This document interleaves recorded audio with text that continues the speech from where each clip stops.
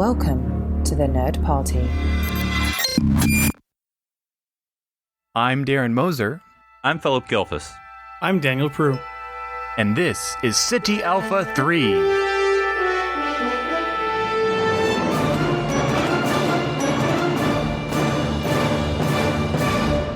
Hello and welcome to City Alpha 3, a Star Trek podcast here on the Nerd Party Network. Yes, we lost our transmitter in a sand dune for a couple of months as the busyness of the season and schedules prevented us from transmitting, but we are back. We're going to talk about the year in Trek, what's coming up in Trek, and why we're buying Blu-ray. Invest in Blu-ray, says City Alpha. Philip, how is it going? And no, you only have 5 minutes to talk about New Who, because I know it's all you want to talk about. Yeah, Christmas so much Day has special. Happened. Yeah, we ended the so-called 14th Doctor era and started the 15th Doctor era. So, yeah, things are going well.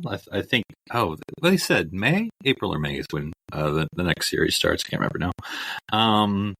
So, yeah, things are going well.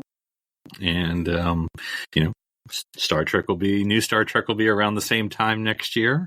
And we'll see. I'll be interested to see. I mean, I know everyone is, but interested to see with Prodigy, because obviously there's no reason. I don't know if the powers that be, how far you go up the Star Trek chain, like to care about Paramount's schedule if you're Netflix, Right. Like, they could do beginning of Discovery, smack dab. Like they don't. That's true. Care. There's no Stranger Things is dropping on this weekend. Are we not going to drop Prodigy because or whatever reason? Like, I don't think that's as much of a concern versus television when people had to choose to live watch one thing or the other. But maybe it's still a factor. I don't know. I'm just live in Hollywood. I'm not a TV exec, so I don't. What about you, Daniel? Have you started another rewatch this holiday season, or just still continuing the old one? Yeah, no, we're I'm not going to remember the episode, but we're right in the midst of the 10-episode arc finale. Oh, okay. So you're almost done with DS9. Yep, we watched a bunch of icky scenes with Bajoran, what's his face? Bajoran Dukat and Kai Wynn. And that was icky, and I didn't like it. Does that count as when people play their ancestors? Is that the same as Bajoran Dukat, where it's it's just not a thing for you? No, it's fine because it's still the same character. He's in disguise. That's all. Right. He's pulling a Seska. I think probably by that point, Playmates had stopped making. Well, that's not true, Voyager. They probably had it. That started actively making stuff. But look, the if we get figure, Tapestry Picard, do we get? Yeah, you press the button and he turns into the Bajoran Dukat. No. It's got to be one of those the flip done ones where you stick them in hot water and the gray melts away and it's Bajoran underneath. But I think you should have a dual pair of the episode Face of the Enemy Kira with Bajoran Dukat, and it's their reverse of what they should be. Nice. So yeah, if you have the Deanna Troi one where you can turn her into a Romulan. Yeah, there you go. Yeah. Oh, you're right. What? That's Face of the Enemy. I was thinking, but there is an episode where Kira is turned into a Bajoran, so I was right there. Or sorry, Kira was turned into a Cardassian. Yes. Yeah. Pretend to be the guy's daughter. Yeah. Yep. Yeah, but yeah, I think there was a Face of the Enemy figure, if I'm mistaken. Was there? They picked random. I mean, look, we had. You could do the Cisco, O'Brien, Odo turn into Klingons. There's so many options. They did sell Data as Romulan. I do remember that one. Okay, that's probably what I'm thinking of. Yeah, from Unification. Yep. Yeah, which is kind of a weird pull, but it's basically Data with that's when they were pumping things out that year. Yeah, it's like a Romulan figure with Data's face and Romulan hair. It's not that different, but you too can make him stare at Picard. Yeah. Well, I'm still. I always have to tell myself when watching the episode when they have the hologram of Spock and he's giving his speech. I'm like, he's putting his hands behind his back, but it looks like he has no lower hands because of how long the sleeve is of the Romulan tunic. So it looks like they just didn't render. Like, they're like, hey, he's going to be at a podium. We don't need to see his hands. And that's what I thought for the longest time. And I'm like, oh no, he's just doing the standard Spock pose of his hand behind his back, but because of the cut of the sleeve, it looks like his elbow down wasn't rendered, which is hilarious. But they overwork those holodeck digital artists so hard. They got to be fast and quick. It's not always great. It's just Cisco's programming that on a tablet. That's got to be hard. Okay, there's got to be other better interfaces for programming holograms. And it's like, show me a table. You see what happens. It's just not great sometimes. Not this table. It's the start wrong with table. a crappy table. Yeah. It's like, and I'm just picturing like AI generated stuff where it's like, make it better, and it's like, well, make it more Romulan, and it's just guessing, and you're like, this doesn't even look like a real table now. But we should give Chat GPT the same prompts from that episode. Oh, we should see what it does. No, it had a curved metal arm coming up. Oh man, I want to see that now. I'll do some investigating and I'll share you with you guys. It's like, this is nothing like it's like, show me an inclined wooden table, and now it's wood. Okay, and then like, actually make it articulate, and then it turns metal, and you're like, what is going on? But anyway, that is not what we are talking about here today, although it is Trek, so it's always what we're talking about here on City Alpha 3. But state of the Trek. I feel like I haven't opened Memory Alpha in a fortnight to look at things, but Philip, you said that is not true. There's always a second screen during these episodes. But you said, so next year we have confirmed just Discovery, the final season. Is that all we have on the slate? They have announced, there is what's been announced, a date. Well, a month. And it's Discovery. It's the only thing that has a month. Okay. There are other things that have year of 2024. And then they just want to do a star date. They just want to eventually just use star dates, so we don't know when it. Okay, so Discovery has a month. Yeah, I'm going to try to sing it. So Prodigy season 2, is 2024. Now it's fuzzy, but it is coming 2024. That has been said. Okay, and we can believe it because they're pretty much done, right? I know. How was the any of the shows to not believe? We just finished in December, and then but you remember that show took 14 years to come out completely. So, so they had plenty of time to work on season 2 while season 1 was being released. Okay, and what else has a year announcement? Is it just Prodigy? That's it. Yes, just Prodigy. But we do know Lower Decks has been greenlit, but we don't think it's going to be next year. And again, this is guessing. This is 100% guessing. I would think Lower Decks would drop. Because, that runs pretty fast. Or, it seems like that work goes pretty fast. Strange New Worlds, I think, just wrapped production. Am I making that up in my head? But that takes a little longer to do. So maybe by the end of the year? Maybe. I would guess February of 25 for Strange New Worlds. That depending on how Paramount wants to do it. Yeah. Look, there's not a lot of Star Trek flowing out the Star Trek tube. We got to spread it out more. I'm fine with that. And guys, are we going to have to eat our words? Section 31 might be. Nope. Was more possible than it was. That feels like we're going to bring it up right before an investors call kind of an announcement. Like, I don't feel like it's real, but it could be. Like you said, we might eat our words. It's gotten, it's still being talked about actively, and as Michelle is quoted. Look, she's just going to keep winning awards and become more. Eventually, she's going to become unaffordable for them to actually make the dang show. Movie, media event, whatever they call it. If I don't believe in it hard enough, maybe it won't come true, and then I won't have to watch it. That's how I feel about it. But that's a little bit negative, I know. Sorry. What would they even do? I still don't, like, are they going to bring back, well, they killed the other guy, but there was those other people. Are they going to bring back those other people that were part of section? Is like going to be like a Control sequel, or like what's his name? Well, back in the day, I mean, because it has been that long ago, and I can say that very good. I mean, it was supposed to be what's his face, the British actor. I mean, he's not British on the show, but Michael's boyfriend was supposed to be in it too. Yeah, that's what I was trying to remember his name. Yeah, but he's in the future now, so it's been so long. I mean, seriously. Did he go to the future? I thought he stayed behind. He did, but he's in the future, right? So did Giorgio. Yeah. Oh, wait. I don't remember. Yeah, this is set in the 23rd century. No, this is the 23rd century. This show would be in. I was going to say, yeah. I just don't know what they're going to do. Because I remember when that happened, and we were like, but how are they going to be in a show in the 23rd century if the two main actors are in the 31st century? They're not. It is Michelle driven along by with herself.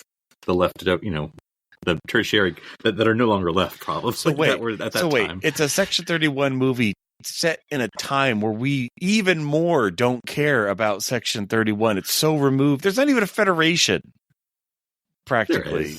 There's that one guy at that we'll one learn station. that Chekhov was a Section 31 agent the entire time. Man.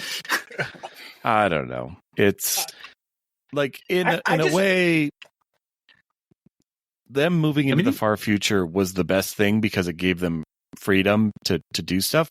But in another way, moving so far from like the time when we all cared about, like, I don't know. I stopped, like, it's like, oh, the Federation went through all this upheaval. It's like, oh, okay, sure. That's great.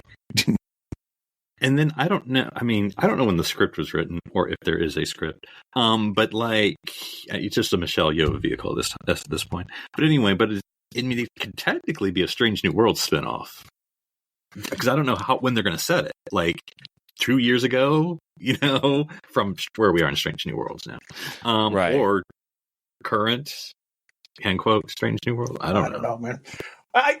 I feel like, and this is anecdotal, but I just don't feel like we know Star Trek community, we interact with people. Does anybody jazzed about this? Do you know anybody that like cares or wants this or is like? Everyone's always talking about the Academy show. That's what people have. If anything, people have said they wanted is that more than a Section 31 movie /show /media event. I don't know. I think any fan excitement is Michelle centered. It's not like we want. Right. It's like, we like Georgia, or she's not Georgia, but you know what I mean. We like the Emperor, whatever. Yeah, I would rather get a Giorgio prequel thing. Like that would be cool, fun as a captain. Like make her back as Giorgio, which we all loved, and then person. She died. in the first episode, and got eaten. Yeah. Anyway. Anyways, yeah. I mean, if you did want to focus on her, but it's just, I don't know, man. And I know like we're not the biggest fans of Discovery here, but even I know like the people that I follow and stuff keep up on that are fans of Discovery aren't like chomping at the bit for this. So it's like I just don't know. Just the executives are excited about this. And it's just like it comes out and it doesn't do well, and they're like, "Oh no, nobody wanted to see this," and we're like, "Yeah, who did you ask?" Again, we're not representative of the entire fan base, as Daniel said. So, well, I'm just looking at, again, this is us pretending to be business people, which is not good. But like, I'm looking at the chart I sent you all, which I know the listeners can't see, but it's basically what the 2024 plan for Star Trek. Now, of course, we're not counting Prodigy because that's Netflix. There's not a lot for Paramount in 2024 Star Trek wise. I mean, because remember, it's a very short series. So even if you have a Strange New Worlds, it's like 10 weeks, Right.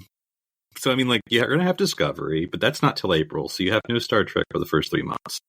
And then after that, I mean, like I say, Section 31 is going to just be a movie. I'm not saying that that's a bad thing, but like, so that's a one-day thing. Yeah. So, I mean, like, in other words, what's the subscriber hook So it's like you'll get Strange New Worlds and Lower Decks eventually, maybe Academy. There's no way. Well, I say that it's unlikely Academy will come out next year because I have not heard any buzz about it. Not with the strikes slowing everything down by 100 days. Like there's no way. 2025, if not 2026, probably. But we talked a lot about this. Really just in the past couple of years, it's been sort of a running theme for me, which I was like, okay, this is kind of overkill. Like this is too much.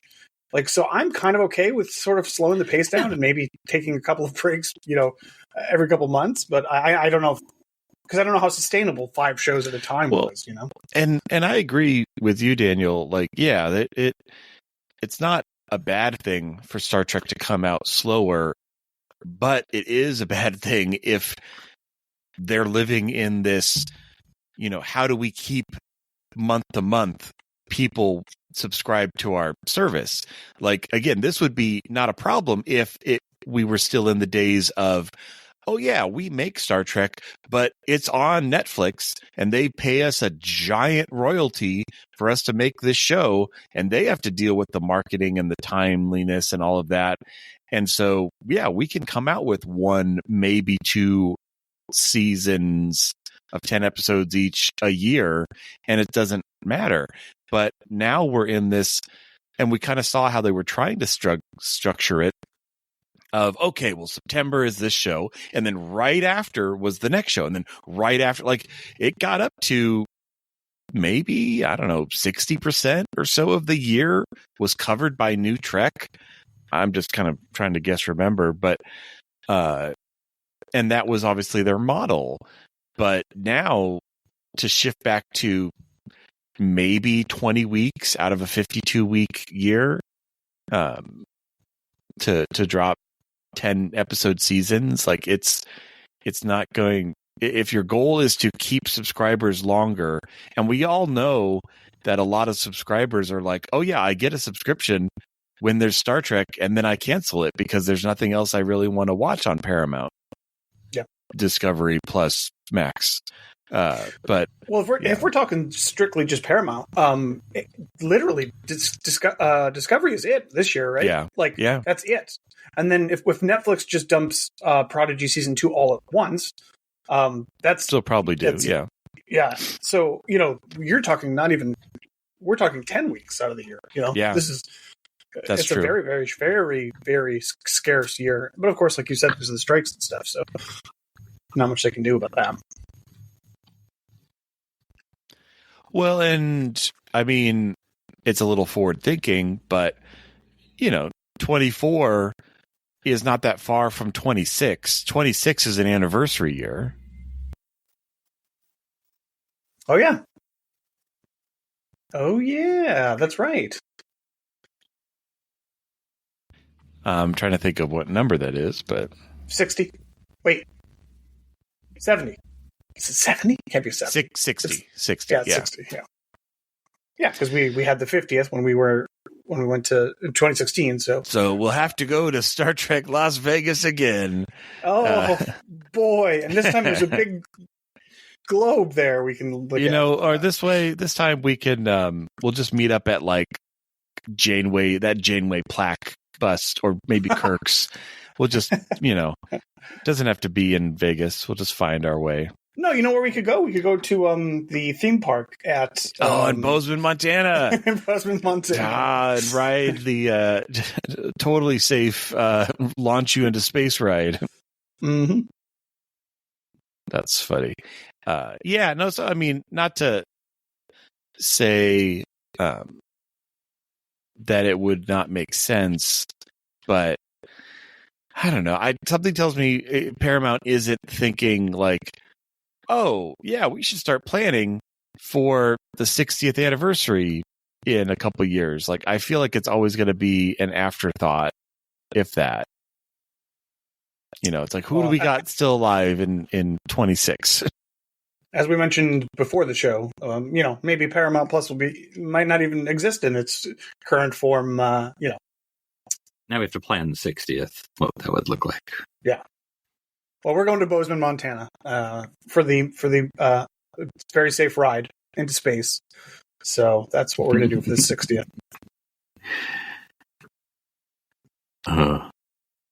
Yeah, but I mean, as you guys said, it's good not to have overwhelming Trek, but it's also, I mean, again, this is me. Everyone be different. But like the thing I'm excited about, like Prodigy, but that's Netflix. I mean, not to take that away, it's still Star Trek, but as a business model, Paramount's got to be making. They had it. It was theirs. They're the ones who got rid of it. So because it's like then who makes Star Trek? Because unfortunately, it's Paramount. Well, CBS Studios, but whatever they're called. I mean, they don't even make it in Los Angeles anymore. It's it's made up in Vancouver. So, which again is it's again, with nothing absolutely wrong with that, but like you think of like the TNG days where like it was all stage 8 and stage 9, like all down at the, I guess, CBS lot. I don't know. Paramount. Which Paramount lot. Yeah, but I mean, back then, Star Trek, The Next Generation was one of 5 shows you could watch at the time. So it was a pretty massive thing. And now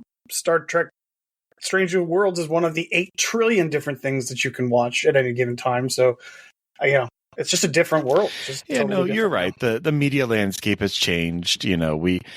I feel like also lately, especially with a lot of streamers being canceled because of their cost, there's not really the water cooler talk anymore of like, oh, did you watch like this? Like, oh yeah, it came out and everybody watched it. Like, there's not.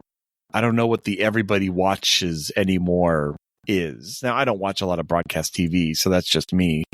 So I'm not the person to answer this question, but but it's just not. It's different, and like you said, it's a lot more competition in people's attention now, which is why you should just buy Blu-ray and watch those good old reruns. And set up your own. That. They're going to make Blu-ray is going to then not be replaced by something else. Well, it's already kind of shifting into Holodisc. The Blu-ray 4K Supermax stuff, but at least they're kind enough to. I was going to say Best Buy just announced that they're not going to be selling DVDs anymore. So now, okay, I have a question about that because I haven't looked. Does that mean DVDs or all disc media?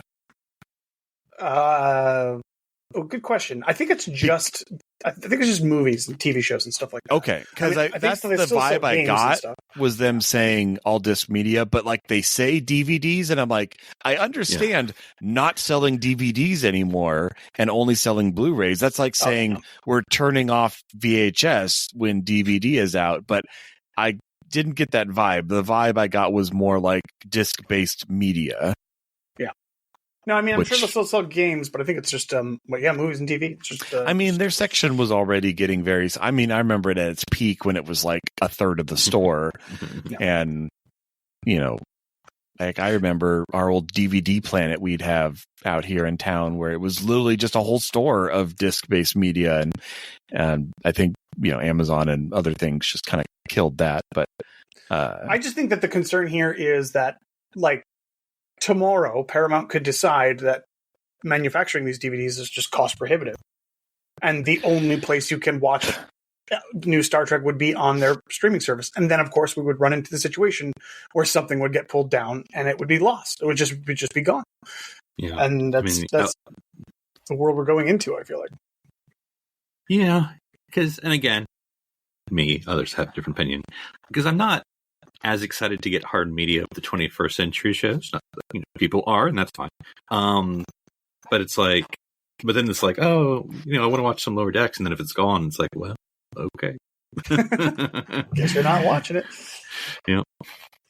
I don't know if you guys saw the news story, but a bunch of Discovery Channel shows got pulled from the PlayStation Store. That's not unusual. Stuff gets pulled from digital stores all the time. But what was pretty unusual about this situation was even if you had paid for those seasons and seasons and seasons of Discovery shows, if you had paid for them, you could no longer even access them, which is a pretty unprecedented move. Sony has since backtracked, and it's now re-available. But again, we're heading into a world where we just don't have any sort of ownership over the media, which is scary. Unless you physically own it in your shelf. Make it available. But like I said, if they stop even manufacturing it, we don't have a choice anymore. We literally wouldn't. Well, we have one other choice, but yeah, I'll let you search what that is. I'm just putting on my eye patch, Daniel. I don't know what you're talking about. Getting close to that body of water. Yeah, like, because Daniel, not to veer off too much, but like with games, it's been a long time since I've been into an American store. But like, I remember it used to be, I mean, I know you can get like on the cloud or store or whatever, but like you could get like, go to a store, like a Target or whatever, others are available. And you'd buy like a card. Right. That's buying the game because then you scan it or put the number in or whatever. But I almost wonder if like that's how media is going to be. Like you'll go to your Walmart and Target, like here's season 3 of Strange New Worlds card. Let me go. And that happens in a way. Like for me personally, I still, when possible, will buy a physical cartridge or disc. Like I just got RoboCop for Christmas, the PS5 game, and I've been blasting those 80s junkies. And it's a very violent game, not for kids, definitely. Not like the movie. Yeah, not like the movie. But yeah, I could have chosen to download it from their services, but I don't know. I love the fact, and I know it's a different era, but I love the fact that like I can pull out my N64 and pop a cartridge in it and play whatever anytime, pretty much. Yeah, give it a good, and it's all good. But if I only buy RoboCop in download, there's going to be a time eventually where that server is gone. And it's like, unless you still have it stored on your hard drive, it's not. And eventually there might even be a time when even having it stored on your disk isn't enough because it has to call home and check some sort of, did you buy this, and that code's not going to be in the edge of the disk, so it doesn't matter. You can't cover it with black Sharpie, but yeah, but I'm like you, Darren. I collect as much physical media for games as I can.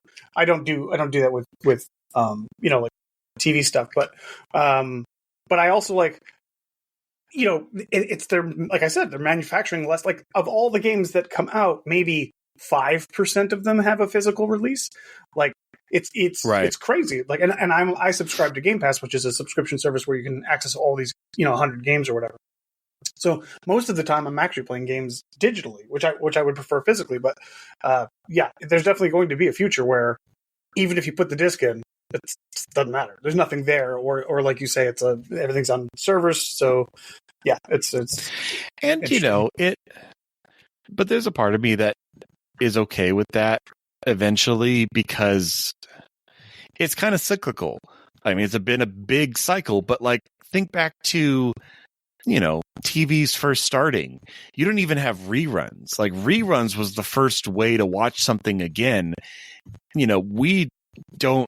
Like my kids are never going to know an era of, oh yeah, if you weren't at the television at 4 p.m. on Saturday to catch Gargoyles episode 2, sorry, you missed it. It's gone. It's back into, it is so all that to say is like transmission back in the day, that was the original no recording, because you could like record a VCR, but all that to mean is it wasn't really meant to be. It was transitory. It was like, okay, you could catch it, and then it had that moment, and then it was gone, and then you had, oh well, what if we packaged this up and sold it to you again that you could watch over and over, and yeah, so it feels like we're kind of coming all the way back around to streaming has its season of things being out.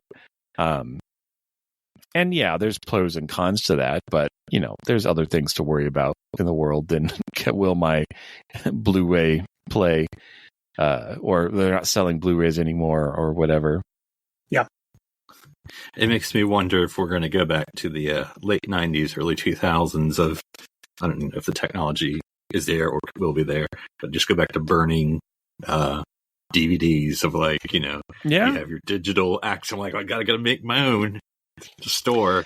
I think there will always be that there. I mean, and we've always seen it. Like, if you offer it legally and easily, people 90% of the time will just buy it because that's what they want. And if you don't, then they will find their own means. And if they don't have means, then they will just go without.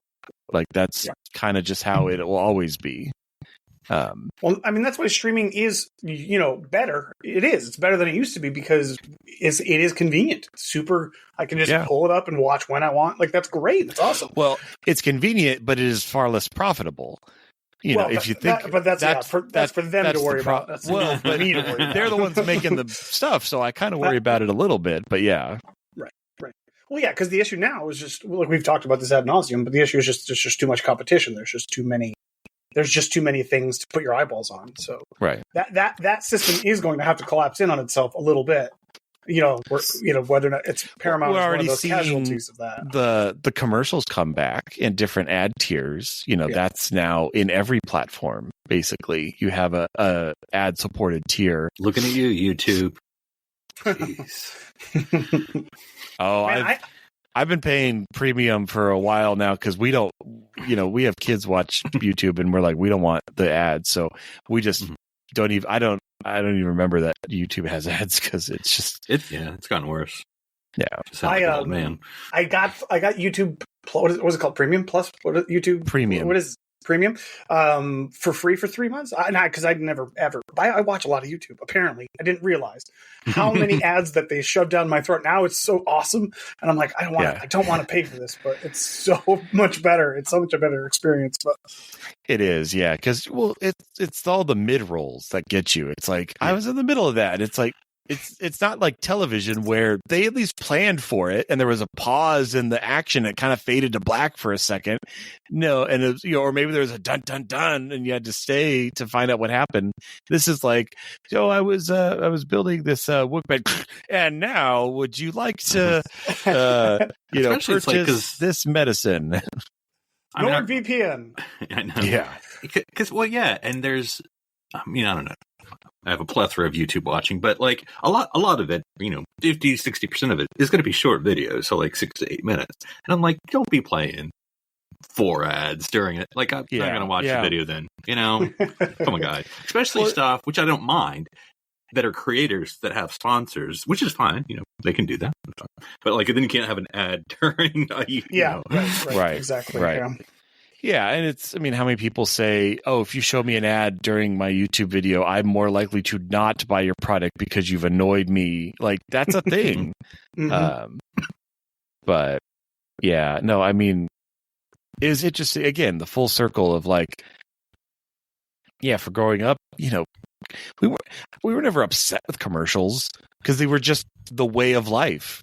In broadcast TV, it's like that was your bathroom break because you couldn't pause. Like that was when you went and got more popcorn or whatever. And now it's come 180 where it's like, oh, you mean you could just show me the entire show without ads, but you are showing me ads? Like, I don't like that.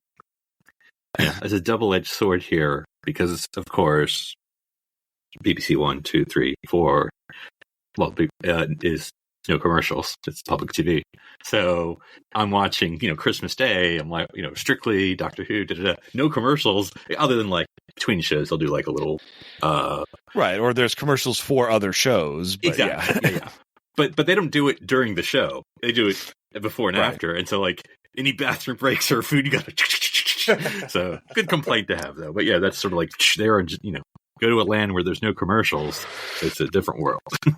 I get annoyed every single time I start watching a new episode of Deep Space Nine that I have to watch a 45-second unskippable commercial for the service that I'm paying for. I don't need to see other Paramount Plus shows. Don't show me them. And not let me skip this stupid ad. I'm already paying you my money. It just annoys me. Daniel, you're interested in that cowboy drama. No, but that's a good point. I'm not. I'm really not. I promise. Well, but think about it. How often? I think it would be a selling point if people knew, if I subscribe to something, it's going to not give me commercials for that subscription anymore. Like that would be a tipping point into the decision because, or even just, man, if that went across the board, like if there was a way for, let's say YouTube again, for example, like having ads, if there was a way for YouTube to know if your account had purchased NordVPN or whatever that service is, and then all those ads went away but weren't filled with other ads, like I would be likely to buy that service as a kind of pseudo ad block in a way. Like it's worth my time. Now, I don't think it's ever going to happen because they're just going to fill that space with other ads. But YouTube Ultra Premium, where it'll block all of their ads, and it will block all in-video ads from the creators. That would be awesome. It would just automatically skip. I don't mind the in-video ads because, or at least usually the shows I watch are like maker shows and stuff like that. So they'll be doing the ad copy themselves, and they'll usually be smart about it, and they'll like, they'll have a little box where they're talking, and then the rest of the screen is showing them like sanding or doing something in the project that's kind of monotonous, and the smart ones will even have like a line along the bottom or around the border that's moving at the pace of the ad, so how much time is left. And it's like, okay, I'll sit here for 30 seconds as you give your pitch, but I can still look at you making something and I know exactly how long it is. Like I'm fine with that. Like that's not a terrible thing. Or it's also YouTube and I can go broop and 30-second jump. So either way. But it's been, us being of our age, we've seen it, not all, but for the most part, we've seen a lot where it used to be, was it one or two? I know, how many episodes per VHS? One or two? It was two. Two. Yeah, so 2 episodes per VHS. Oh man, you're going way back. Yeah, I know I'm doing this because I know one of y'all who used to watch it all the time. And then we jumped the leap of technology to DVDs. We all remember it, where we were. Because it was TNG first, like before anything, right? I think it was yeah. They had the subsequent, but they had the giant TNG. one with the colored deltas on the silver boxes. You open that box that was the size of War and Peace. Well, it was really expensive, so I didn't buy the individual season Blu-ray DVDs. I bought the fan collectives. That's how I got it, because I felt like I got a more variety of Star Trek, all the time travel episodes and all the Q episodes and all the altered reality episodes. So that's how I kind of did my purchasing until all the face changing episodes. Yeah. All the Jeffrey Combs episodes, And I wonder, because again, I'm the wrong age to ask because I've seen it all and I'm used to it. But like I won't say newer, I'll say younger. For younger fans, say, hey, watch DS9 or Voyager that are not HD. I mean, it doesn't matter if they're Blu-ray, what I'm saying, or streaming or whatever. I mean, it looks fine to me, but I don't know. That's I may have rose-tinted eyes, I don't know if people would watch it. It's almost like, hey, watch this classic Doctor Who in black and white. They're like, I don't watch black and white. But like, I don't know if people watching SD would be like, it looks old. Well, they never even put Voyager or Deep Space Nine on Blu-ray. I know. That's right. I don't even think, they probably don't even manufacture the DVDs anymore. I'm not sure. I don't. Well, the thing, I think the last time I saw those in DVD form was like the cubes, where they would just basically take all the discs and put them in a giant single box. But it felt more like they were getting through their Voyager and DS9 backstock. Like it wasn't like they were making new stuff. But yeah, to your point, Philip, though, about like, let's say DS9, for example, because obviously they're not going to make Blu-rays. There's no reason to make Blu-rays if the file is not that standard. And like we've also said, like we're already kind of past Blu-ray at this point. But I do feel like, streaming, it still looks better. Like any VHS that I recorded of a broadcast is going to not look as good as a best possible master that they had from broadcast, going on a streaming service, like that's going to look better. It's not going to have grain. It's not going to have, any distortion from transmission. I mean, I'd say more people might be miffed just because it's square instead of rectangle, because that's what it was back then. But I don't know. I feel like we're eventually going to get where AI can just scan an entire episode and kick out an up-res. Like, there's already up-res stuff out there. It's just going to get better and better, because that's the cheapest way to do it, is to just scan it, versus the TNG way of like reassembling the film master, which is the better way, but it's, I just pulled up. How did they, do you know this, Daniel? How did they do, because they just came out, or they're about to come out with all of Babylon 5 on Blu-ray. And that was, I mean, you want to talk about a show that was made of CG, I'm pretty sure that was not they rebuilt all of the CG element way. I'm not sure how they did that, but it's probably some sort of up-res, or actually, gosh, again, I might be misremembering this. I think somebody found like some really nice Betamax tapes from a broadcast station or something like that might have led to that, where they just had a higher conversion rate.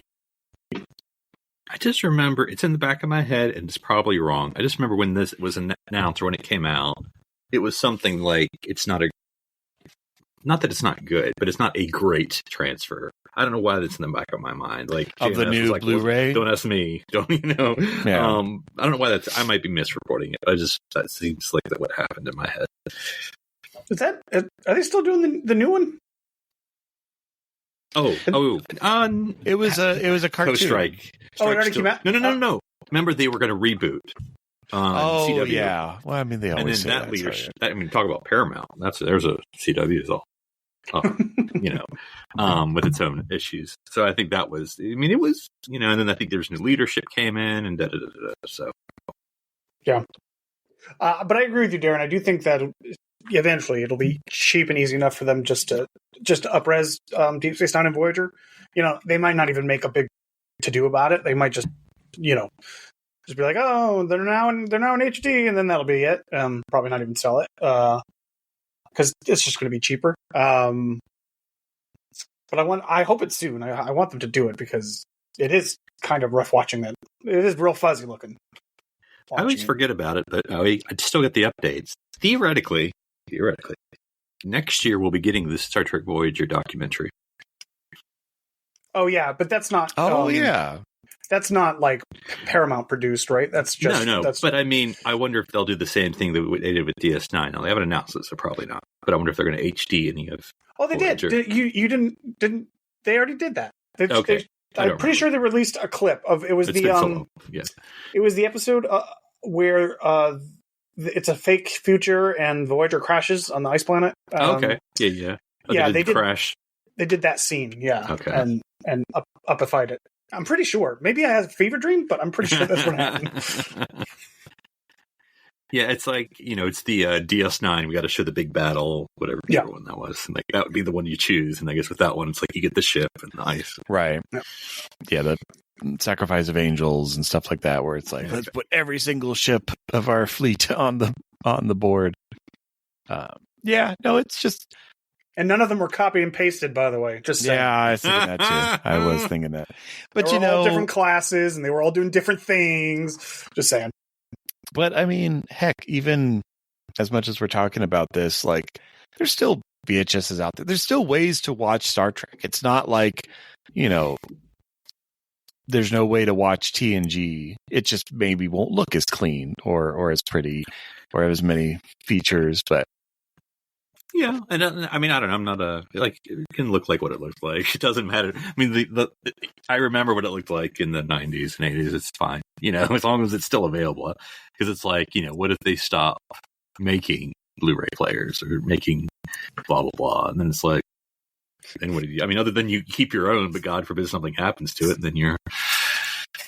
The Blu-ray for season 1 of TNG on Amazon is $23 right now. When they first came out, they were $120. So if you do want to watch some very high quality Star Trek and have it in case anything ever happens, although I don't really truly think we have to worry about TNG. I'm sure it will live somewhere always for in perpetuity. But maybe some of these other shows, not so much. I was just because comparison's sake, I was trying to look up Voyager. Now, of course, I'm on UK Amazon. Like there's a German complete. Not that anything wrong with the Germans, but I was like, it's a little weird. It's not though, because you see a lot of the books, audiobooks. There is like a German version. Like there is like Germans love Star Trek, like enough so that there is often German editions of a lot of the stuff, which does not surprise me at all. You haven't seen Star Trek until you've watched it in the original German. Have we ever had a German character? No, I don't think so. I feel very confident in that. But yeah, no reason why not to. But he or she or they could be the next captain. Dittmer is probably German, origin, but she seems very American. I was thinking Sergei Rozhenko was Canadian. Russian. Yeah. Yep. Not the same, Darren. Not the same. I know. I'm just listing it. Yeah. No, another that's a future good point. topic are crazy foreigners in Star Trek. Probably not. All right. Well, as we've discussed discs, media, and the future of Star Trek, we are back now that our schedules have realigned. The Nexus has brought us together, and we can chat about, just our favorites, our funs, and all sorts of great things here in Star Trek on City Alpha 3. Philip, if someone wanted to talk to you about that crazy new who that you do, where would they find you? They can find me on the old Instagram, and happy to post all my Whovian stuff. I did my just posted my first Doctor in black and white photo. I got the TARDIS console and set from Triple Fiction Productions. So I did see that. That looked awesome. And Daniel, if someone wanted to talk to you about video game downloads and how much they'll save on your shelf space, where would they find you? They can find me somewhere on the internet at OneUpDan. That's the number 1, not the word. And if someone wanted to talk to me about Star Trek, Star Wars, or other things that begin with star, they can find me on drsci-fi.com, DRSCIFI. Well, I'm Darren Moser. I'm Philip Gilfus. I'm Daniel Prue. Stranded here, now with a transmitter on City Alpha 3.